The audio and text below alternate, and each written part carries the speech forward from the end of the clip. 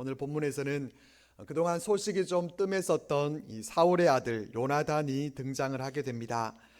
본문 1절 말씀을 보면은 다윗이 사울에게 말하기를 마침에 요나단의 마음이 다윗의 마음과 하나가 되어 요나단이 그를 자기 생명같이 사랑하니라, 이렇게 말씀해 줍니다.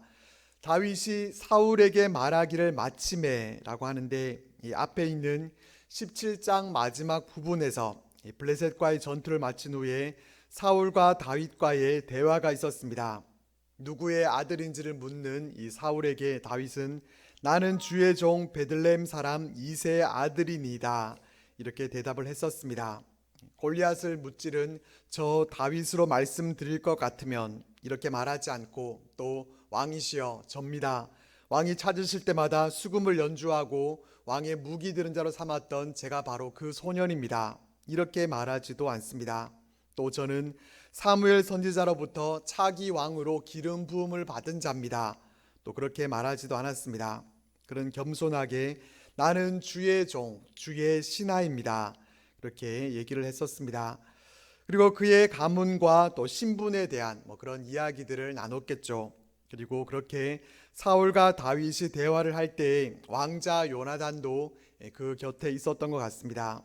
요나단은 다윗의 마음과 하나가 되어서 다윗을 자기 생명처럼 사랑했다, 이렇게 말씀해 줍니다. 그리고 사울은 다윗을 왕궁에 머무르게 하고 다시 그의 집으로 돌아가도록 허락하지 않았다, 이렇게 말씀해 줍니다. 이전에는 그가 수금 연주를 하면서 왕궁과 집을 왔다 갔다 그렇게 하면서 지냈었는데 이제는 왕궁에 머물게 됩니다.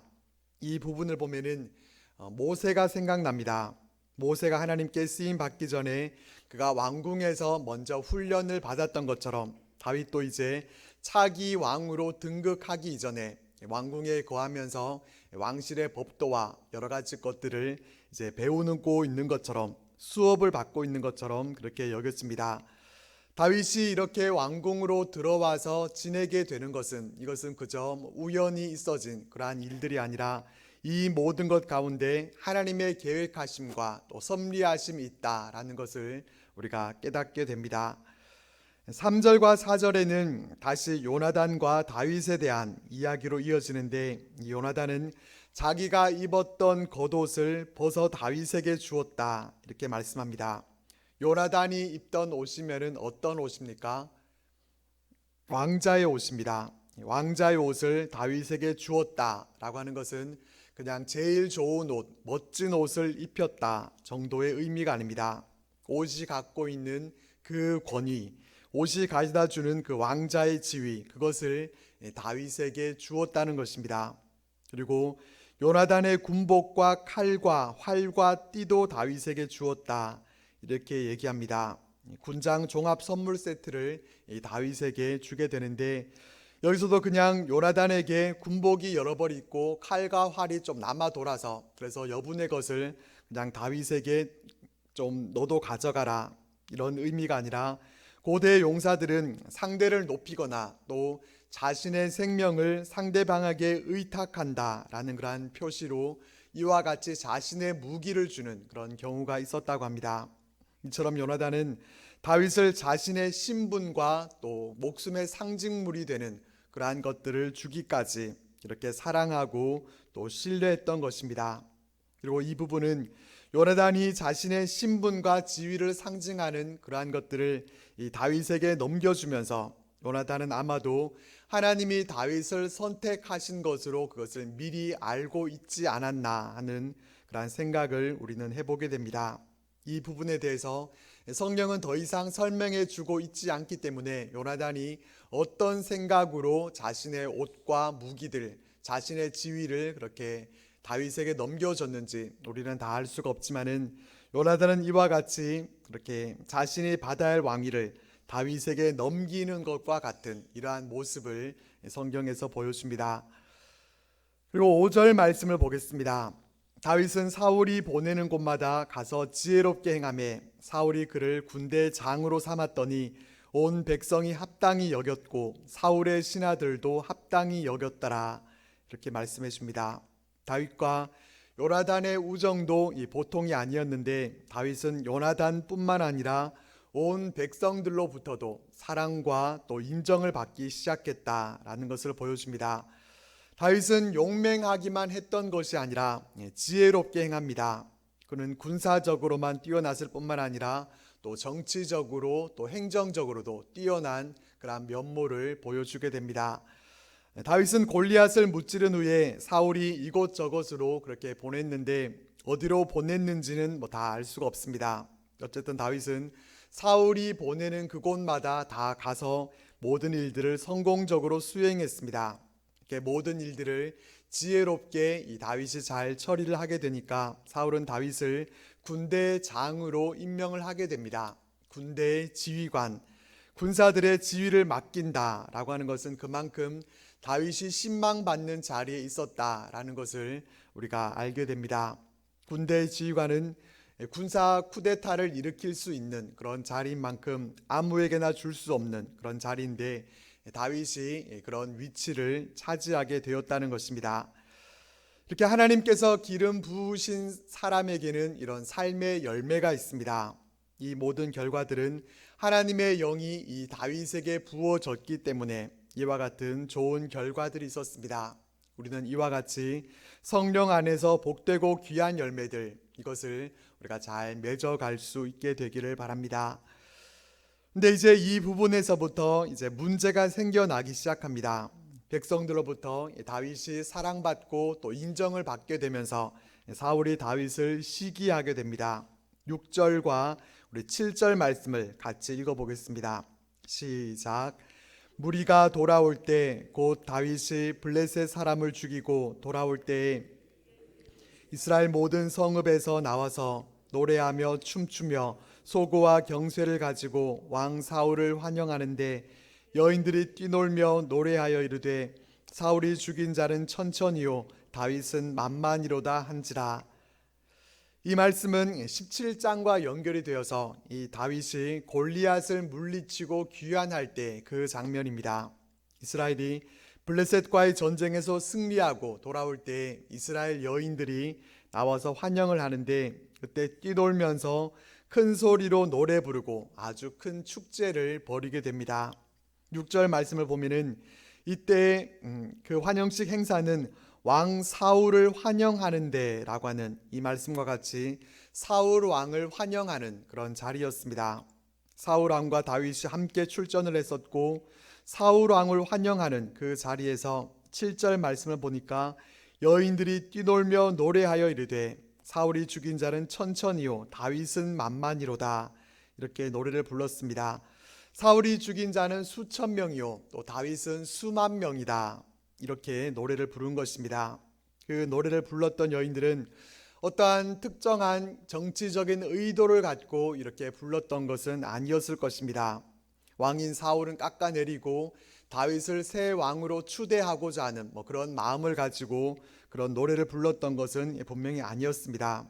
숫자적으로 누구와 누구를 비교하기 위해서 그런 의도를 갖고서 그렇게 한 것이 아니라 그저 사울 왕도 잘 싸웠고 다윗도 잘 싸웠다, 그렇게 노래한 것에 불과했습니다. 근데 사울의 반응은 어떠했는가 하면은 이스라엘 여인들이 환영하는 그 자리에 주인공이 사울이어야 했는데 자신은 찬밥 신세가 되어버리니까 사울은 8절과 9절 말씀과 같이 반응합니다. 사울이 그 말에 불쾌하여 심히 노하여 이르되 다윗에게는 만만을 돌리고 내게는 천천만 돌리니 그가 더 얻을 것이 나라 말고 무엇이냐 하고 그날 후로 사울이 다윗을 주목하였더라. 사울은 여인들이 부른 그 노래에 불쾌해하면서 심히 노했습니다. 사울이 한 말을 다른 표현으로 된 이 성경 번역을 보면은 다윗에게는 수만 명을 죽인 공을 돌리고 나에게는 고작 수천 명을 죽인 공밖에 돌리지 않으니 다음번에는 저들이 다윗을 자기들의 왕으로 세우겠구나, 이렇게 번역하고 있습니다. 사울에게는 마음에 상처가 있습니다. 과거 사무엘 선지자를 통해서 하나님이 자신을 버리셨고 다른 왕을 세우실 것이다 라고 하는 그 말씀을 그는 이미 들어서 알고 있습니다. 그것이 사울에게는 큰 상처가 됐고 이것을 극복하지 못한 채로 그는 정신적인 질환 또 우울증까지 찾아온 상태였습니다. 악령이 찾아와서 괴롭히고 있다라고 그렇게 여길 만큼 마음에 괴로움이 있었고 또 밤에 잠을 자는 것도 그는 편안하게 자지 못했을 것입니다. 자신의 자리를 빼앗기게 될 것에 대한 두려움 때문에 그는 악몽도 꾸었을 것입니다. 그런 그에게 여인들이 부른 노래는 더 깊은 상처로 이렇게 자리 잡게 되고 다윗을 시기하고 질투하는 그 마음이 이제부터 이 사울을 사로잡아 가게 됩니다. 그렇기 때문에 우리는 우리의 마음의 상처를 잘 치유하는 것이 중요합니다. 우리의 육체 상처도 제때 그것을 치료해 주지 못하게 되면은 흉터가 크게 남게 됩니다. 피부가 찢어졌을 때도 실로 꿰매는 것이 너무 아프고 또 안 좋을 것 같지만은 꿰매는 것은 흉터를 최소화시키기 위한 것이고 꿰매지 않고 놔두게 되면은 더 큰 흉터로 그렇게 남게 됩니다. 그렇기 때문에 마음의 상처도 빠른 시간 내에 그것을 치유해 줘야 됩니다. 아무 상처도 받지 않은 척하고 상처를 그저 감추고 나는 아무렇지도 않다라는 모습으로 그렇게 살아가려고 할 것이 아니라 자신 안에 있는 그 상처를 드러내야 합니다. 기도하면서 내 마음의 상처들을 하나님께 다 고백하고 하나님께서 내 상처를 만져주시고 또 위로해 주심을 우리가 경험하면서 치유를 받고 약을 발라줘야 빨리 나을 수가 있습니다. 우리는 우리 안에 있는 상처를 그대로 놔두지 말고 하나님 앞에서 잘 치유받을 수 있기를 바랍니다. 사울은 자신 안에 있는 그 상처에 다윗을 시기하는 그 마음이 더해져서 그날 후로 이제 다윗을 주목하게 됩니다. 시기와 또 증오에 찬 시선을 가지고 이제 다윗을 견제하면서 관찰하게 됩니다. 10절 말씀을 보면은 그 일이 있고 나서 이튿날에 악령이 사울에게 힘있게 내렸다 이렇게 말씀합니다. 기존에 있던 상처에다가 이 시기심이 더해지면서 정신질환 증세가 악화된 것입니다. 그 증상은 집안에서 정신없이 떠들어대는 것이었습니다. 이런 증상을 가진 사람 보신 적 있으시죠? 저도 여러 번 본 적이 있습니다. 혼자 길을 가면서 도대체 누구한테 말을 하는지 그렇게 뭐라 중얼거리면서 얘기를 하는데 무슨 얘기는지는 다 알지 못하지만은 대충 들리기는 뭔가 불만이 많고 불평하면서 화를 내고 있는 그런 모습을 볼 수 있었습니다. 그런 증세를 보이는 사람을 우리는 정신건강 쪽으로 공부를 하지 않아서 정확히 모르니까 우리는 그냥 미쳤다라는 그런 얘기를 하게 됩니다. 여기서 한 가지 짚고 넘어갈 것은 평소에 그렇게 불만을 얘기하고 부정적인 얘기를 하는 것이 우리의 정신건강에 이롭지 못하다는 것입니다. 소위 말하는 이 미친 사람들 중에서 감사하면서 행복해하는 그런 모습을 보신 적 있으십니까? 아마 없으실 것입니다.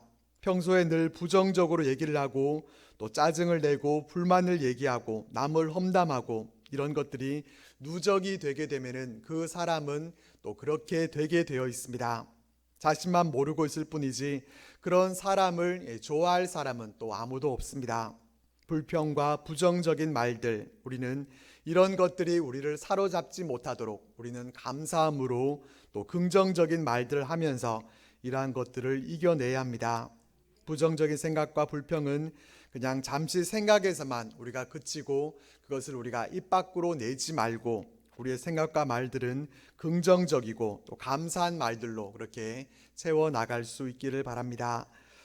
사울은 되지 말아야 할 그런 모습이 그런데 이미 되어 있었습니다. 그래서 자신 안에 누적되어 있던 것들이 그를 그렇게 만들어 버렸습니다. 전과 같이 그래서 다윗이 또 수금을 연주하도록 그렇게 호출을 받습니다. 그때 사울의 손에 창이 있었다 이렇게 말씀해 줍니다.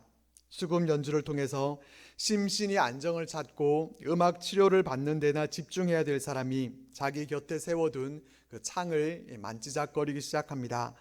그러면서 말하기를 내가 저놈을 벽에 박아버려야 되겠다. 그렇게 아주 무시무시한 이런 말을 합니다. 정말 미친 사람이나 할 수 있는 그런 말을 합니다. 그냥 창으로 찔러서 이 다윗을 쳐야 되겠다, 다치게 해야 되겠다, 그런 정도가 아니라 다윗이 물맷돌을 골리앗의 이마에 박아버렸던 것처럼 다윗을 창으로 벽에 박아버리겠다, 그렇게 하면서 다윗을 향해서 창을 던집니다. 그런데 다윗이 얼마나 재빨랐는지 그 창을 피해버립니다. 그리고 한 번의 실수로 끝내지 않고 집요하게 다시 한번 이 다윗을 죽이기 위해서 사울은 창을 던졌지만은 다윗은 두 번 모두 다 피하게 됩니다. 다윗은 사울에게 대항하거나 또 맞서 싸우려고 하지 않고 잘 피했습니다.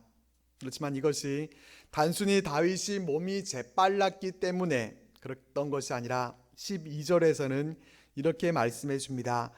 여호와께서 사울을 떠나 다윗과 함께 계심으로 사울이 그를 두려워한지라.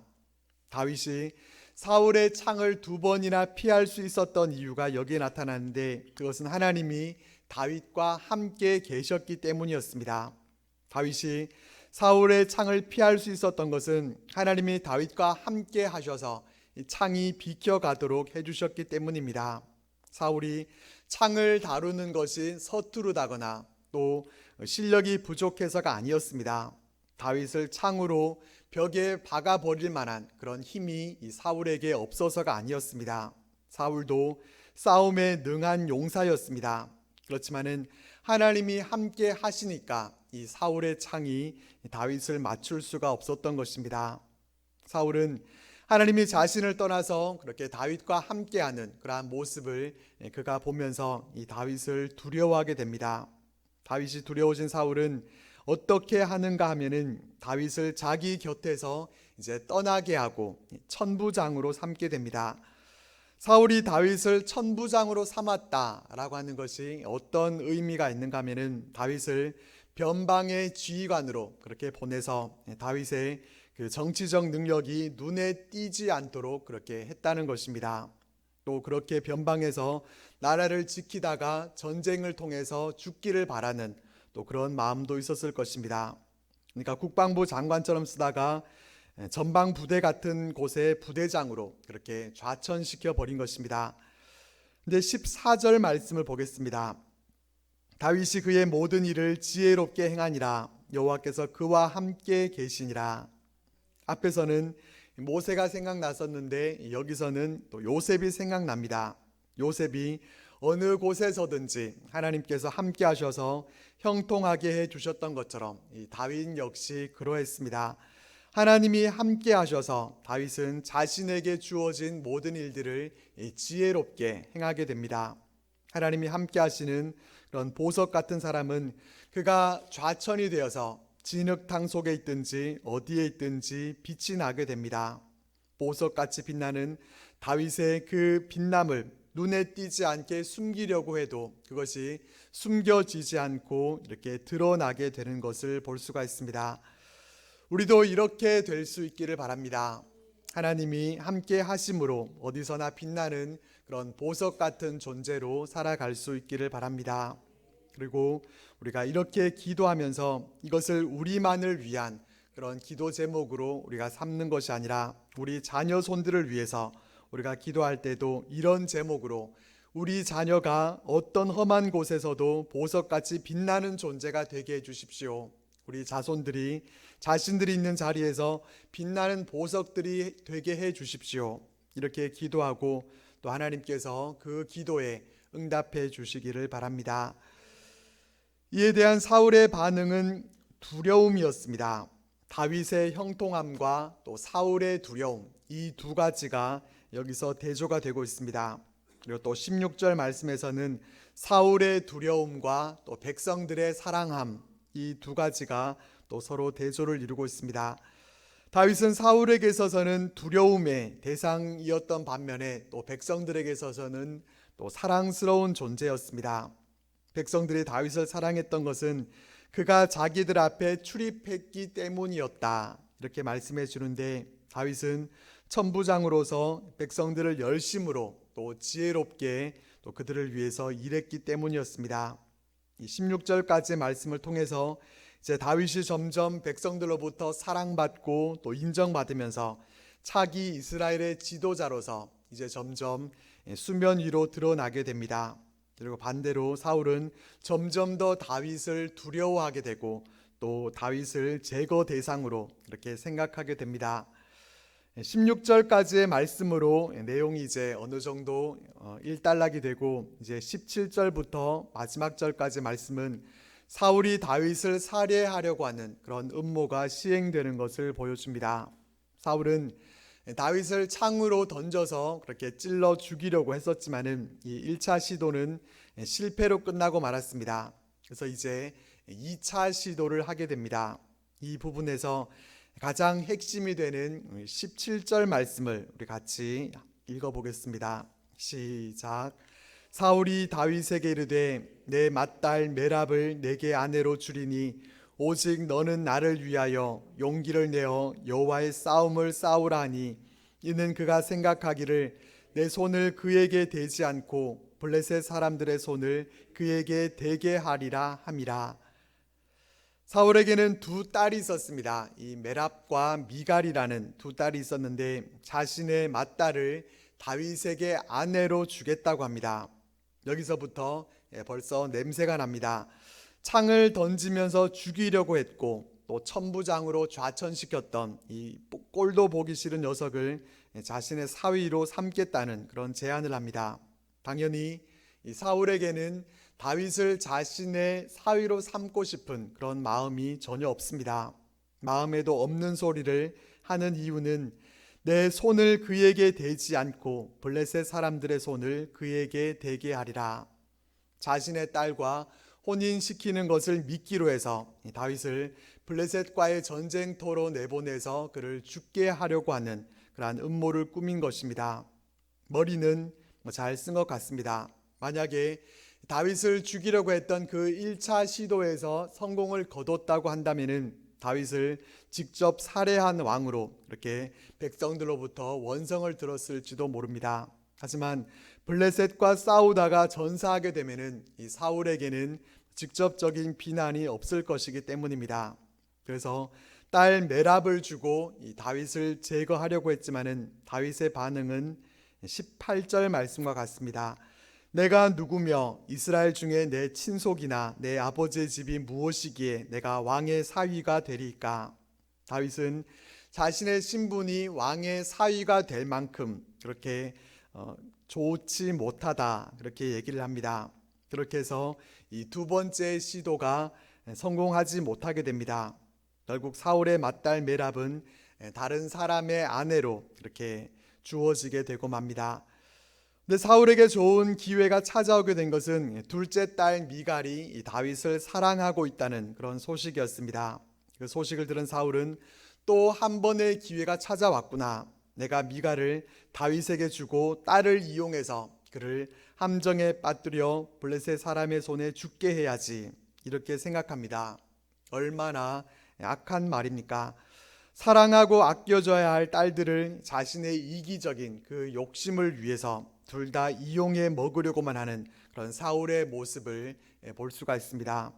딸을 두신 부모님들은 사울을 보면서 당연히 화가 나시겠지만은 딸이 없는 저도 마찬가지입니다. 하나님이 제게 딸을 주셨더라면은 저는 정말 성심성의껏 잘 그렇게 양육했을 텐데 누구는 열심히 기도해도 얻지 못하는 그런 딸들을 그렇게 대했다라고 하는 것은 얼마나 화가 나는 일인지 모릅니다. 사울은 다윗을 다시 자신의 사위로 이렇게 삼으려고 했지만은 그 사이에 다윗의 그 신분이 크게 변화됐다거나 심경에 큰 변화가 일어났다던가 하는 일은 없었기 때문에 다윗도 또 다시 거절할 수밖에 없었습니다.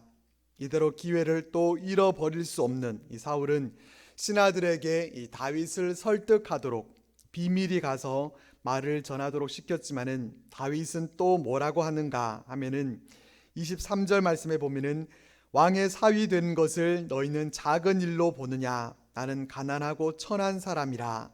이렇게 대답합니다. 왕의 사위가 되기 위해서는 집참금을 지불해야 되는데 다윗은 그만한 경제적 능력이 없다라는 것을 얘기합니다. 그래서 또 이 말을 사울에게 전합니다. 그러니까 사울은 다윗에게 직접 말을 하지 못하고 이 신하들에게 말을 시키고 또 신하들을 통해서 다윗의 한 말을 또 듣게 되고 그렇게 다윗의 의중을 파악하면서 그렇게 일을 진행시키고 있는 것을 볼 수가 있습니다. 자기가 생각해도 다윗을 죽이려고 했던 자신이 다윗에게 직접 사위가 되어달라 이렇게 말하는 것은 말이 안 된다라고 그렇게 생각한 것 같습니다. 그래서 사울은 경제적 능력 때문에 이 사울의 사위가 되기를 사양하는 이 다윗에게 가서 이렇게 말을 전하게 합니다.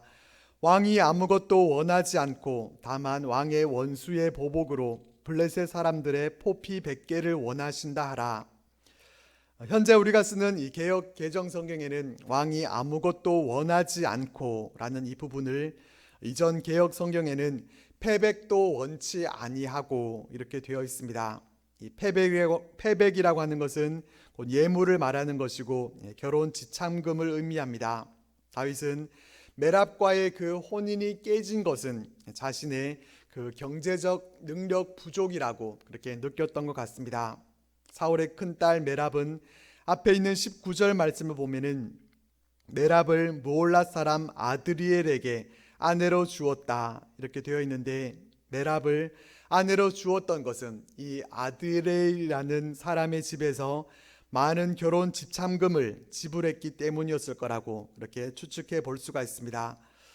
다윗이 자신은 가난하고 천한 사람이어서 왕에게 드릴 그런 예물이나 또 아무것도 할 수 있는 주제가 되지 못한다고 하니까 다른 아무것도 원하지 않고 다만 블레셋 사람들의 포피 100개를 원한다 이렇게 말을 전하게 한 것입니다. 사울은 이 블레셋 사람들의 포피를 요구했는데 이 포피를 베는 행위는 블레셋 사람들이 할례 받지 못한 백성들이다 라는 그러한 뜻이 담겨져 있고, 또 그것은 그들을 모욕하는 그런 일인 동시에 또 그들을 죽여야만 가능한 일이었습니다. 그렇기 때문에 그와 같은 일을 저지르게 되면은 블레셋 사람들로부터 분노를 사게 될 것이고, 또 그들과 직접 싸우다가 죽거나 아니면 그들의 보복을 통해서 죽게 될 것이다 라는 것을 생각하고 그렇게 꾸민 계략이었습니다. 여기서 우리는 끝까지 포기하지 않고 다윗을 제거하려고 하는 이 사울의 아주 끈질긴 집념을 우리가 볼 수가 있습니다. 첫 번째 작전 실패하고 또 두 번째 작전도 실패했으면은 좀 포기할 법도 한데, 두 번째 작전과 똑같은 작전을 사람만 바꿔서 또 시도하고 있는 것입니다. 사울은 10번이고 20번이고 다윗을 어떻게든지 그렇게 제거하고 싶었던 것입니다. 이에 일이 어떻게 진행되어지는지 26절과 27절 말씀을 같이 읽어보겠습니다. 시작. 사울의 신하들이 이 말을 다윗에게 아뢰매 왕의 사위 되는 것을 좋게 여김으로 결혼할 날이 차기 전에 다윗이 일어나서 그의 부하들과 함께 가서 블레셋 사람 200명을 죽이고 그들의 포피를 가져다가 수대로 왕께 드려 왕의 사위가 되고자 하니 사울이 그의 딸 아내로 주었더라. 다윗은 신하들이 전한 말을 듣고 사울의 사위 되는 것을 좋게 여겼더라 이렇게 말씀해 줍니다. 다윗은 사울의 그 악한 계략에 대해서는 의심하지도 않고 이 사울의 요구에 따르겠다는 그런 의사를 나타냅니다. 다윗은 결혼할 날이 차기 전에 부하들과 함께 출정해서 블레셋과 전투를 치르게 됩니다. 거기서 블레셋 사람 200명을 죽이고 그들의 포피를 가져다가 사울 왕에게 바쳤습니다. 다윗을 죽이려고 했던 사울의 세 번째 계략도 이렇게 또 수포로 돌아가 버리고 맙니다. 블레셋 사람들과 싸우다가 다윗이 죽기를 바랬는데 오히려 그 용맹함과 또 그 전략을 뽐내면서 사울이 요구한 2배의 결과물을 가져왔습니다. 그렇게 해서 사울은 둘째 딸 미갈을 이 다윗에게 주게 되고 다윗은 사울의 사위가 됩니다. 그렇지만 이것은 사울이 원하는 바가 전혀 아니었다라는 것을 우리는 알고 있습니다. 나중에 뒤에 가서 보면은 사울은 미갈을 다시 다른 사람의 아내로 이렇게 주게 됩니다. 그러니까 이 당시에 사울은 어쩔 수 없이 이 미갈을 다윗에게 주었다라는 것을 우리가 알 수 있습니다. 세 번째 계략마저 실패로 돌아가고 난 후에 사울의 반응이 어떠했는가 28절과 29절 말씀을 보겠습니다. 여호와께서 다윗과 함께 계심을 사울이 보고 알았고 사울의 딸 미갈도 그를 사랑하므로 사울이 다윗을 더욱더욱 두려워하여 평생의 다윗의 대적이 되니라. 여기를 보면은 하나님이 다윗과 함께 하셨다라는 표현도 3번이 나오고 또 사울이 다윗을 두려워했다라는 표현도 3번 나옵니다. 이 3번째는 더욱이라고 하는 이 말까지 붙어서 이전보다도 더 두려워하게 됐고 그 두려움으로 인해서 사울은 평생의 다윗의 대적이 되었다, 이렇게 말씀해 줍니다. 하나님의 뜻은 다윗을 왕으로 세우는 것인데 이 다윗을 대적하게 되면은 하나님을 대적하는 것이 되는 것입니다. 대적할 것이 아니라 인정하고 받아들이는 것, 이것이 올바른 태도인데 사울은 그렇게 하지 못합니다. 인정하지 않고 대적하게 되면은 두려움만 더 커지게 될 뿐인데 인정하지 않는 이 사울의 태도로 인해서 그는 점점 더 이제 두려움에만 사로잡혀 버리게 됩니다. 마지막 결론이 되는 30절 말씀을 보겠습니다. 블레셋 사람들의 방백들이 싸우러 나오면 그들이 나올 때마다 다윗이 사울의 모든 신하보다 더 지혜롭게 행하매 이에 그의 이름이 심히 귀하게 되니라. 당시에 이스라엘과 블레셋 사이에는 계속해서 군사적 충돌이 있었고 당시 천부장의 지위에 있었던 이 다윗은 하나님이 주시는 지혜로 성공적으로 모든 전쟁들을 잘 이끌었다, 이렇게 말씀해 줍니다. 사울은 다윗을 죽여서 없애버리려고 했지만은 하나님은 오히려 그의 이름이 심히 귀하게 되도록 그렇게 만들어 주셨습니다. 오늘 본문 말씀을 통해서 우리는 하나님이 함께 하시는 이 다윗의 모습을 우리는 볼 수 있습니다. 하나님이 함께 하실 때 나타나는 가장 큰 특징은 형통함입니다. 하나님이 함께 하시니까 모든 사람들로부터 인정함 받고 또 칭찬받는 자가 될 수 있었습니다. 사울왕도 온 백성들도 신하들도 모두 다윗에 대해서 합당하게 여겼고 또 요나단도 미갈도 모두 다 다윗을 사랑했습니다. 모든 사람들에게 인정받고 사랑받는 삶이 되도록 하나님은 이 다윗의 이름을 심히 귀하게 만들어 주셨습니다.